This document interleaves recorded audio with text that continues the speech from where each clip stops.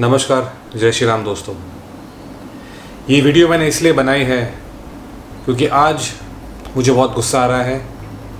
I am very frustrated और देश के सारे सिटीजन्स की तरह आई एम फीलिंग हेल्पलेस।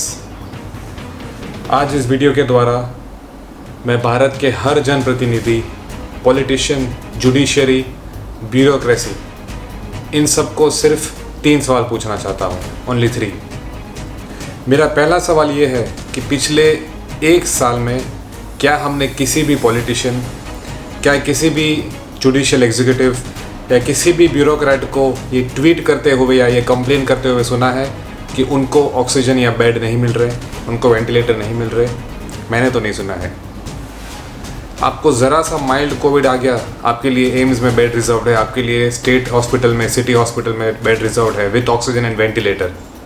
और यहाँ पे आम आदमी ऑक्सीजन 40 हो गया है, बाहर रिक्शा में, एम्बुलेंस में दम तोड़ रहे हैं। लोग 24 घंटे तक एम्बुलेंस में वेट कर रहे हैं कि उनको एक बेड मिले। क्या आपने देखा है कि किसी भी पॉलिटिशियन, ब्यूरोक्रेट, जज, यहाँ तक कि आपके लोकल काउंसिलर, कॉरपोरेटर को भी आपने कंप्लेन करते हुए देखा है? इन सब की सेटिंग होती है, उनको कहीं से बेड, ऑक्सीजन टैंक सब मिल जाता है। कौन सफ़र करता है? हम जैसे आम लोग। आखिर कब तक ये चलेगा? मेरा दूसरा सवाल ये है कि पिछले 1 साल में स्टेट गवर्नमेंट और सेंट्रल गवर्नमेंट ने क्या किया? चाहे बीजेपी की सरकार हो, कांग्रेस की हो, आम आदमी पार्टी की हो, लेफ्टिस्ट की हो, किसी भी एक स्टेट गवर्नमेंट में, नॉर्थ ईस्ट में कुछ स्टेट्स को छोड़ते हुए किसी भी स्टेट गवर्नमेंट ने कुछ काम नहीं किया है। Health is a state subject और आज आप भीख मांग रहे हो सेंटर से।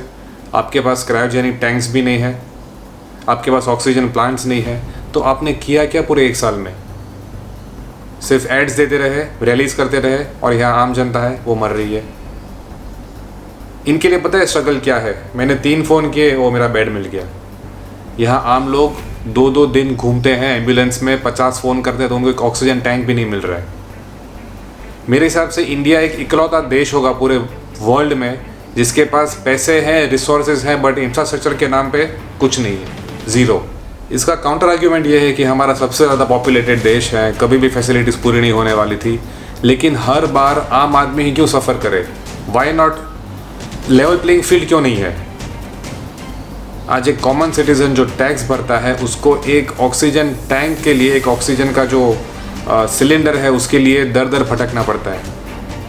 और आपने एक फ़ोन किया, नेता ने, ब्यूरोक्रेट ने, जुडिशरी ने, काम हो गया उनका। आपने आम जनता के लिए 1 साल में किया क्या है? आज टेस्टिंग फैसिलिटीज़ भी नहीं है। अगर आपको एक नॉर्मल सा RT-PCR टेस्ट कराना है, देयर आर नो किट्स। तो आपने पिछले 1 साल में क्या किया है? कुछ नहीं। और मेरा जो तीसरा सवाल है वो सवाल है मेरे इस देश के युवा से, इस देश के आम नागरिक से। हम क्यों इन लोगों को अपना बाप बनने देते हैं? I am sorry for my language, पर आज मुझे ये बोलना पड़ रहा है। जब वो वोट मांगने आते हैं उसके बाद 5 साल तक कोई नहीं दिखता है। बहुत कम ऐसे एक्सेप्शंस हैं, लेकिन वो हमारे सर पे चढ़ के बैठते हैं क्योंकि हम उनको बैठने देते हैं।